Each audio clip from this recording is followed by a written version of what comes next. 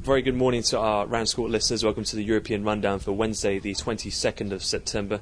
Just gone through 11 o'clock here in London, so a quick recheck around the markets. And much of the European Open has been dominated by the digestion of the FOMC rate decision yesterday, where they said they could be open to further additional measures if it was warranted or necessary going forwards. As such, then the dollar index has weakened quite significantly, down by around 0.5% at its low, and dropped beneath that key support level at 80.00, which it has bounced off of several times throughout this year. Something to keep an eye on there. And in terms of European fixed income bonds there, in terms of Bund futures and gilts, have followed suit and trended higher throughout the morning.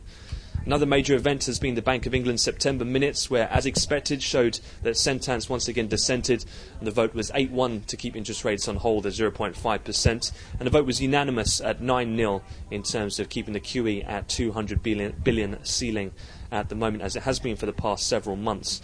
However, gilt futures did spike high, and we did see some brief selling in the pound in the currency.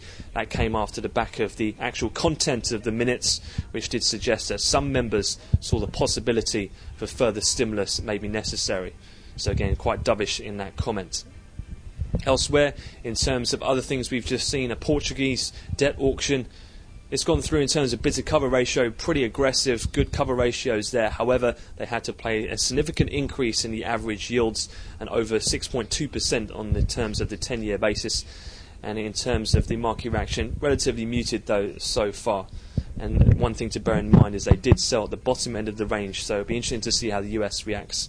Looking forward then in terms of the calendar, we'll have the Norwegian rate decision. That'll be at 1 o'clock.